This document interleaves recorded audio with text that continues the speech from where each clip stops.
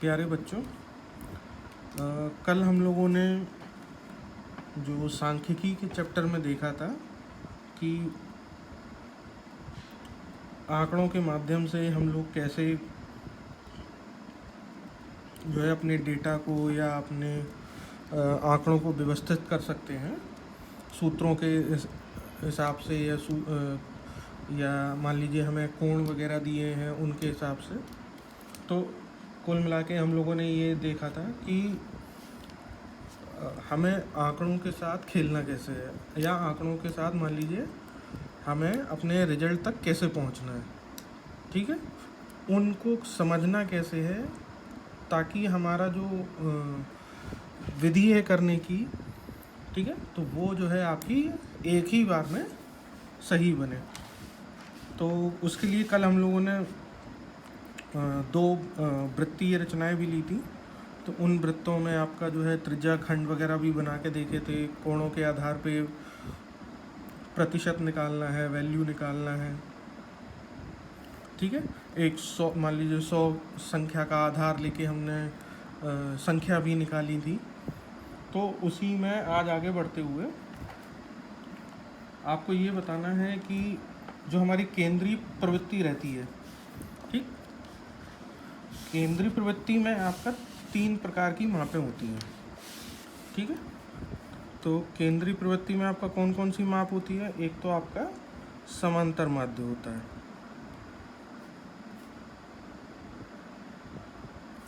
ठीक। दूसरा आपका मीडियन या मध्यिका बोलते हैं, मध्यिका या माध्यिका बोलते हैं, इंग्लिश में मीडियन बोलते हैं।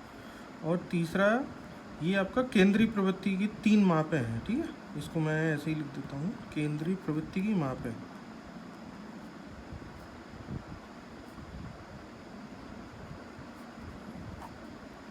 ठीक, तो केंद्रीय प्रवृत्ति की तीसरी जो माप होती है वो होती है आपका बहुलक या मोड, इंग्लिश में मोड बोलते हैं। इसको आपका अर्थमेटिक मीन बोलते हैं, इसको आपका मीडियन बोलते हैं, और इसको आपका मोड बोलते हैं। ठीक है, अच्छा, हमारे जो सिलेबस में है वो है समांतर माध्य। ठीक, मैं आपको लेकिन इनकी परिभाषा भी बता देता हूँ, या इनको हम दिखाते या दर्शाते कैसे हैं या निकालते कैसे हैं। बहुत छोटे एग्जाम्पलों से इन दोनों को भी बता देता हूँ। तो पहले हमने आपको बताया समांतर माध्य। आप लोगों को याद होगा कि 1-2 वीडियो पहले हमने समांतर माध्य की एक तरीके से परिभाषा और उसका जो सूत्र है वो सब आपको बताया था। ठीक है, तो मैं एक बार इसी को ही फिर से रिपीट कर देता हूँ कि समांतर माध्य एक ऐसा मीडियम वैल्यू होती है या बीच की माध्यमिक वैल्यू होती है जो कि क्या करता है, जो कि हमारे जितने भी दी हुई संख्याएं हैं उनकी मध्य वैल्यू है। मतलब कैसे कि जैसे मान लीजिए हमने यहाँ पे जैसे 4 संख्याओं का उदाहरण लिया था, तो 4 संख्याएं थीं, तो चारों संख्याओं को जोड़ा था। फिर उसके बाद हमें पता है कि हमारे पास कितनी संख्या है, मतलब 4 संख्याएं थी, तो हमारे जितनी संख्याएं हैं उन संख्याओं को जोड़ने के बाद जितनी संख्याएं हैं उसका भाग दे दिया। ठीक है, संख्याओं का आपस में जोड़ और कितनी संख्याएं हैं उससे भाग। तो हमने देखा था कि समांतर माध्य अर्थमेटिक मीन का हमारा फॉर्मूला निकल आता है। अधिकतर जो भी हमारा फॉर्मूला निकलता है, ठीक है, तो वो आपका जो है या फिर कह सकते हैं कि जो वैल्यू मैक्सिमम निकलती है वो अधिकतर एक बीच की ही वैल्यू निकलती है। ठीक है, या बीच से +2 या -2 तरह की वैल्यू निकलेगी। कभी ऐसा नहीं होगा कि या तो एकदम निचले जो मान है उसके पास की वैल्यू आ रही होगी, या अधिकतम जो मान है उसके पास की वैल्यू आ रही होगी। तो समांतर माध्य को हम एक और उदाहरण ले लेते हैं यहाँ पे। ठीक है, तो आप लोग थोड़ा और क्लियर हो जाएगा कि जैसे मान लीजिए 3 बच्चे हैं। ठीक है, मैं यहाँ पे एक और ले रहा हूँ, 3 बच्चे हैं। इन तीनों बच्चों के किसी एक सब्जेक्ट में एक बच्चे के 40 हैं, एक बच्चे के 60 हैं और एक बच्चे के 80 हैं, ठीक है, कितने में? आउट ऑफ 100 में, ठीक। तो समांतर माध्य अर्थमेटिक मीन के अकॉर्डिंग हमें निकालना है कि तीनों बच्चों के नंबरों में, या तो नंबरों का माध्य निकालिए या इनमें समांतर माध्य इनका निकाल के दिखाइए। तो समांतर माध्य के लिए हम क्या करेंगे? पहले बच्चे के प्लस दूसरे बच्चे के प्लस तीसरे बच्चे के, तीनों बच्चों के नंबर जोड़े, तीनों बच्चों के नंबर जोड़े बटे कितने नंबर हैं, हमने कितने नंबर जोड़े? 3 नंबर, तो 3 नंबर जोड़े तो बटा 3 कर दिया। अब यहाँ पे जोड़ो तो कितना होगा? 460, 100 और यहाँ पे 180 और ये आपका 3। अब 3 से भाग देंगे तो 3 18, तो लगभग जो समांतर माध्य निकला तीनों बच्चों के नंबरों का वो आपका 60 निकला। तो आप यदि यहाँ पे देखोगे, गौर करोगे, तो जो हमारी बीच की वैल्यू है या सेंटर की वैल्यू है वो कितनी है? 60, ठीक है। तो वही जो है आपका समांतर माध्य में उत्तर निकला, ठीक है।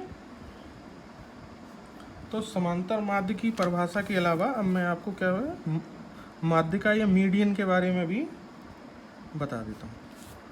तो माध्यिका या मीडियन, ठीक है, आपका सेम लगभग इसी तरीके से है जैसा कि आपका समांतर माध्य था, ठीक है। समांतर माध्य को निकालने का ये फॉर्मूला था, ठीक है। तो इसमें भी जो हमारा मीडियन है वो मैं एग्जांपल लेता हूँ यहाँ पे, कि जैसे हमने मान लो एक एग्जांपल लिया 1 3 3 6 7 8 और 9। अब यहाँ पे क्या है? 1 2 3 4 5 6 7 नंबर है, ठीक है, 7 नंबर्स। अब 7 नंबर यदि हैं तो डायरेक्टली यदि हमें मीडियन निकालना है तो उसकी जो चौथे नंबर की वैल्यू होगी जो कि 6 है इस केस में, तो वो आपका मीडियन हो जाएगी। मतलब आपका 3 वैल्यू उसके बाएं साइड में है, 3 वैल्यू उसके दाएं साइड में है, ठीक है। जो एकदम जो परफेक्ट बीच की वैल्यू होगी वो आपका मीडियन होगी, ठीक। ये तो हो गया कि जब हमारे विषम नंबर हैं। अब यदि नंबर तो सम भी हो सकते हैं ना, या जो क्रम है वो सम नंबरों का भी हो सकता है। तो सम नंबरों के क्रम के लिए मान लीजिए हम उदाहरण लेते हैं 1 3 3 4 5 6 8 9। तो यहाँ पे कितने नंबर हुए? 1 2 3 4 5 6 7 8, ठीक है। ये कितने हो गए आपके? 8 नंबर। तो ये विषम का केस एक हमने बताया, एक हम ये सम का केस बता देते हैं। तो सम के केस में क्या होगा कि हमने विषम के केस में क्या देखा था कि जो एकदम बीच की वैल्यू है उसी को हमने माध्यिका या मीडियन बोला था। अब सम संख्याओं के केस में क्या है कि बीच की वैल्यू कौन सी 2 हो गई? 4 और 5, ठीक है। आपका वैसे देखा जाए तो जो मीडियन वैल्यू निकल के आएगी तो वो ये हो गई। अब हम कह रहे हैं कि जो वैल्यू है या माध्यिका है, मीडियन वैल्यू है, तो वो एक ही होती है, आप उसमें 2 नहीं कर सकते, ठीक है। और यदि आपको उत्तर में ये लिखना है तो ये भी उत्तर आपका गलत नहीं होगा। लेकिन इसको भी और करेक्ट करने के लिए हमारे पास क्या होता है कि इनका हम क्या निकालते हैं? समांतर माध्य, ठीक है। यहाँ पे हमने समांतर माध्य निकाला, इसका अर्थमेटिक मीन लिखा, तो ये कितना हो गया? 9/2। 9/2 भिन्न को हम दशमलव में बदलेंगे तो 4 दूनी 8, फिर 1 बचेगा, दशमलव लगाएंगे 0 आएगा, फिर 4.5, 5 दूनी 10। तो जो वैल्यू या जो मीडियन निकलेगा इस संख्या का या इस संख्या का, तो वो आपका 4.5 निकलेंगे, ठीक है।